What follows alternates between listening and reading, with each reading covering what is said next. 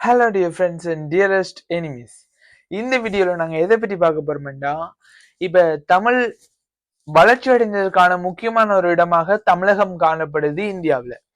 So இப்போ அந்த தமிழகத்துல தமிழ் எந்த நிலைமையில இருக்கு, அதாவது வளர்ச்சி அடைந்து கொண்டு வருதா இல்ல மருவி கொண்டு வருதா, இதுதான் இந்த வீடியோவில் நாங்கள் பார்க்க போறோம். ஸோ இந்த வீடியோக்குள்ள போறதுக்கு முதல் இந்த வீடியோ நீங்கள் இப்பதான் ஃபர்ஸ்ட் டைம் பாக்குறீங்கன்னா மறக்காம எங்களோட சேனலை சப்ஸ்கிரைப் பண்ணிட்டு பக்கத்துல இருக்க பெல் ஐக்கானை கிளிக் பண்ணிங்கன்னா அதுல ஒரு ஆப்ஷன் வரும். அதை கொடுத்தீங்கன்னா நான் போற வீடியோ எல்லாம் உங்களுக்கு உடனுக்குடன் வந்து சேரும். ஸோ இப்ப வாங்க வீடியோக்குள்ள போ. ஓகே, இப்ப என்ன ரீசனாக இருக்கும், அதாவது மதுரை, அதாவது தமிழ் வளர்ந்த ஒரு இடமாக மதுரை காணப்படுது. அங்க தமிழகத்துல 3 சங்கங்கள் ஸ்டார்டிங்ல அமைச்சு முதல் சங்கம், இடைச்சங்கம், கடைச்சங்கம் என்று 3 சங்கங்கள் அமைத்து தமிழ் வளர்த்திருக்கிறோம். சோ அதுக்கு பிறகு சங்கம் அறிவிய காலம், பல்லவர் காலம், சோழர் காலம், நாயக்கர் காலம் அப்படி நிறைய அப்படியே வந்து போனாலும் தமிழ் அக்காலகட்டத்துல மருவி போகல. சங்கங்கள் தான் மருவி போனதை தவிர தமிழ் மருவி போகல. ஆனா இப்ப ஏன் மருவி போயிருக்கு, அந்த டீட்டெயிலான வீடியோ தான் இது. சோ முதலாவது என்னண்டா, இப்ப உலகளாவிய பல்வேறு பன்மொழி சூழல், அதாவது இந்தியா ஒரு தனிய தமிழ்ல மட்டும் கொண்ட நாடு இல்ல. அதுல பல்வேறுபட்ட மொழிகள் காணப்படுது. உதாரணமாக ஹிந்தி, கன்னடம், மலையாளம் இப்படி பல்வேறுபட்ட மொழிகள் காணப்படுது. அதோட இந்த புதிய தலைமுறைகளிடையே வேலை வாய்ப்புக்கான ஒரு கேள்வி அதிகமாக இருக்குது. அதோடவே இந்த பெற்றோர்கள் என்ன சொல்லிடணும்டா, நீ தமிழை படிச்சு என்ன செய்ய போறாய், நீ வேறொரு மொழியை கற்றுக்கொண்டாதான் அந்த வேலைகளை எடுத்துக்கொள்ளும், அப்படி ஒரு எப்படி சொல்றேன்னு தெரியல, அப்படி ஒரு இதை சொல்லி பிள்ளைகளை ஆரம்ப காலகட்டங்கள்ல இருந்தே தமிழை படிக்க விடாம வேறொரு மொழிகளை கற்பிச்சு அவைய வேறொரு இதுக்கு மாத்தினோம். அப்பவே இந்த அடையாளம் எங்க போகுது, தமிழன் என்ற ஒரு அடையாளம். ஓகே, அடுத்தது இந்த ஊடகங்கள், அதாவது புதுப்பித்தல் மற்றும் நவீன கலாச்சாரம். இதுல எப்படி என்றா, இப்ப திறன்பேசி என்னன்னு தெரியுதா உங்களுக்கு? ஸ்மார்ட் போன், அது தமிழ் தான் இந்த திறன்பேசி.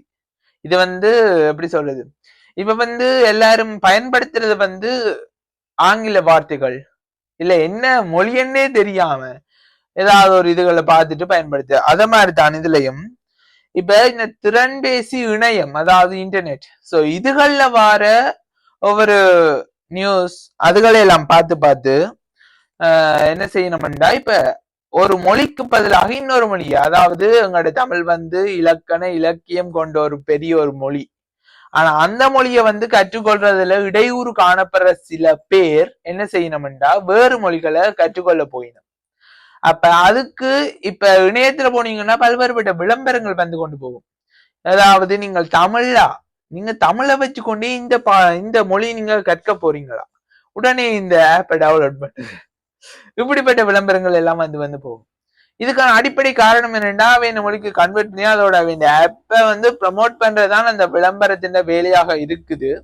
சோ ஆனா எங்களுடைய மொழியை நாங்கள் மறந்து, அதாவது எங்களுடைய கதைக்கிறது எல்லாருக்கும் வரும், ஆனா கதைக்கிறதே சில பேருக்கு வருது இல்ல, அதுதான் ஒரு கஷ்டமான ஒரு விஷயம். அடுத்தது கலை மற்றும் ஊடகம் என்ற ஒரு பாயிண்ட் இருக்கு. அதாவது இது எப்படி என்றா, இப்ப தமிழ் சினிமாவாக இருக்கட்டும், தொலைக்காட்சியில வார நிகழ்ச்சிகளாக இருக்கட்டும், இல்ல பத்திரிகையில வார செய்திகளாக இருக்கட்டும், அல்லது இணைய வழி பத்திரிகைகள வார விளம்பரங்களாக இருக்கட்டும், செய்திகளாக இருக்கட்டும், நகைச்சுவை நிகழ்வுகளாக இருக்கட்டும், இதுல எல்லாம் இப்ப பல்வேறுபட்ட மொழிகள் சார்ந்த சில வசனங்களை பயன்படுத்தி கொண்டிருக்கிறோம். அதாவது எப்படி சொல்ல போறேன்னா, இப்ப உதாரணத்துக்கு அந்த இருங்க பாய், அந்த இது இப்ப கொஞ்சம் வைரலா போய் கொண்டிருக்கு. சோ இதுகள் இவ எப்படி நினைக்கிறோம்டா, ஓகே இது நாங்க புதுசா இது செஞ்சிட்டோம்டா, இப்ப ஒரு ஆள் வெயிட் பண்ணி கொண்டிருக்கா, அவைய பார்த்து சொல்றேன், நான் நேர்ல பார்த்து இது எங்கட இதுல இருங்க பாய் அப்படி சொன்னா அதுல ஒரு ஹாப்பினஸ் ஒன்று கிரியேட் ஆகுது. ஆனா தமிழ்ல இருங்கன்னு சொல்றதுக்கும் அந்த வேறொரு மொழியில இருங்க பாய் அப்படி அந்த இதுகளுக்கும் வேற டிஃபரன்ஸ் இருக்கு. சோ இது எந்த மொழியை உயர்த்தியும் எந்த மொழியை தாழ்த்தியும் கலைக்கிற இது இல்லை. இதுல இந்தியாவில தமிழ்நாட்டில் தமிழ் குன்றி கொண்டு போறதுக்கான காரணங்கள்ல ஒன்றாகத்தான் இதுவும் இருக்கு, நவீன ஊடகங்கள் இது. அடுத்தது இயற்கையான மொழி பரிணாமம். இது வந்து இயற்கையான ஒரு காரணி. ஏனென்றா எல்லா மொழிகளும் ஒரே ஒரு அடித்தளத்தை பற்றி கொண்டுதான் வந்திருக்கு.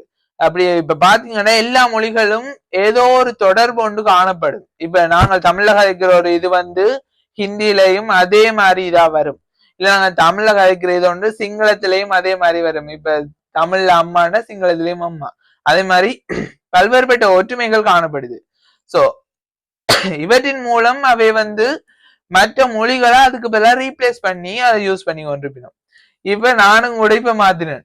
இப்ப வந்து அதுக்கு பதிலாக இத மாற்றி பயன்படுத்தணும்ன்றதுக்கு பதிலாக நான் ரீப்ளேஸ் பண்ணேன்னு சொன்னேன். சோ இது வந்து என்ன ஈஸியா இருக்கு சொன்னேன்.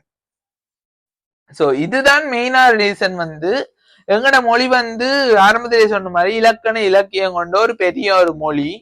இத வந்து நாங்கள் பயன்படுத்துறது வந்து கொஞ்சம் கஷ்டமானது. ஒருத்தர் தொடர்ந்து கதைச்சு ஆங்கிலம் பயன்படுத்தாம தமிழே கதைச்சு கொண்டு இருக்கிறது வந்து இந்த சமூக ஊடகங்களோட பயன்பாட்டினாலையும் நாங்கள் வந்து ஒரு குறுகிய வட்டத்துக்குள்ள அடைஞ்சதாலையும் முடியாத ஒரு காரியம். அடுத்தது வந்து முழுமையான கல்வி மற்றும் தொழில்நுட்பம். அதாவது இந்தியாவில வந்து என்ன நடக்குதுன்னா ஆரம்ப காலங்கள்லயே கல்வி முறையில வந்து வேற்று மொழிகள், அதாவது இந்தியாவில வந்து ஹிந்தி, தமிழ், மற்றது கன்னடம் போன்ற மொழிகள் வந்து காணப்படுது.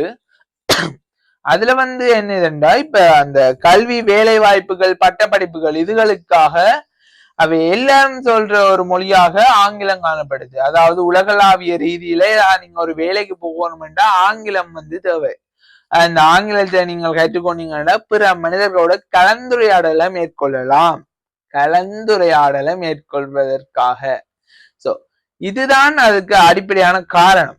சோ இப்படி போகுது. ஆரம்பத்துல தமிழை வளர்த்த ஒரு இது வந்து இப்ப தமிழ்ல கதைக்கிறதே ஒரு கஷ்டமான இதா இருக்கு.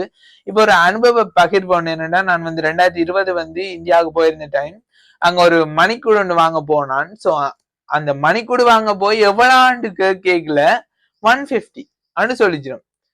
150 ரூபாய் எனக்கு அதுக்கு ஒரு அரை நிமிஷம் திங்க் பண்ணி போட்டு எஸ் அதையும் தமிழ்ல சொல்லல.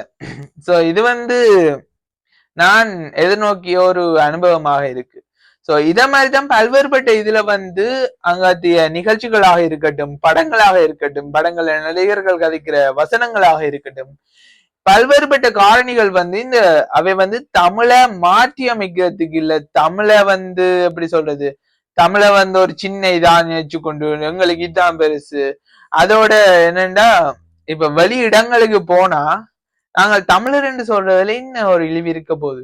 ஆனா இப்ப என்ன செய்யணும்னா வெளியிடங்க coming from Sri Lanka, yes I like this nature, wow wow இப்படி எல்லாம் சொல்லி அவைய ஒரு ஆங்கிலேயர்களாக அவைய காட்டிக்கணும். அதாவது அதுதான் அவர்களுடைய கெத்தன்னு நினைக்கணும். ஆனா அடையாளம் எங்க போகுது? ஓகே, ஆனா இதுக்கு வந்து சொல்யூஷன் வந்து, அதாவது இதுக்கு ஒரு தீர்வு வந்து இந்திய அரசாங்கம் வந்து மேற்கொண்டிருக்கு. அதாவது இவை வந்து ஒரு அமைப்புகளை நிறுவி தமிழ் நூலகங்கள் மூலமும் தமிழை பராமரிக்கிற சில அமைப்புகள் மூலமும் தமிழ் அழிவடையாம இல்ல தமிழை இன்னும் விருத்தி அடையணும் என்று சொல்லி பல்வேறுபட்ட செயற்பாடுகளில் ஈடுபட்டு கொண்டிருக்கணும் இந்திய அரசாங்கம். ஆனா இதுக்கு இந்த தமிழ் வந்து தமிழ்நாட்டுல தலை தோங்கணும் என்று நினைச்சா ஒன்றே ஒண்ணுதான் செய்யணும். இப்ப வந்து ஆரம்பத்தில இருந்து சொன்ன அந்த காரணங்கள்ல வந்து ஒரே ஒரு காரணம் வந்து அடிப்படையா இருக்கும், ஒரு துறை. இப்ப ஊடகத்துறையாக இருக்கட்டும், எல்லாம் அந்த துறைகள் வந்து ஒன்று சேர்ந்து அவைக்கு தமிழை வந்து வளர்க்கணும். இல்ல தமிழ் வந்து ஒரு இதானது இல்ல, அதுவும் இலகுவான ஒரு இதுதான், எல்லாராலையும் கற்றுக்கொள்ள முடியும், தமிழ் வந்து ஒரு அடிப்படையான இதன்று காட்டிச்சினோம்டா தமிழ் மொழி வந்து அங்க குன்றாது. இதுதான் இந்த கடைசி இது. சோ இந்த வீடியோ உங்களுக்கு யூஸ்ஃபுல்லா இருந்திருக்கும் என்று நினைக்கிறேன். இந்த காணொளி உங்களுக்கு பிரயோசனமா இருந்திருக்கும் நினைக்கிறேன். இன்னொரு காணொளியில உங்களை பார்க்கும் வரைக்கும் உங்கள்ல இருந்து விடைபெறுவது உங்கள் கோவர்ணன். வாழ்க தமிழ், வளர்க தமிழீழம். தமிழ் படிக்க தெரியுமா இல்லையா விஷால்? சார் தெரியும் சார், இப்போ கத்துக்கிட்டேன் சார். எங்க வந்து கத்துக்கிட்டீங்க சார்? இங்க வந்து. தமிழ் படிக்க தெரியாதா? ஆமா சார், தெரியாது சார். ஏன் தமிழ் படிக்க தெரியாது? சார் எங்க அம்மா சின்ன வயசுலயே பையன் செகண்ட் லாங்குவேஜ் ஹிந்தி பச்சா பெரிய ஆளா வருவான்னு நினைச்சு அதை செத்துட்டாங்க சார். கடைசியில ஹிந்தியும் கத்து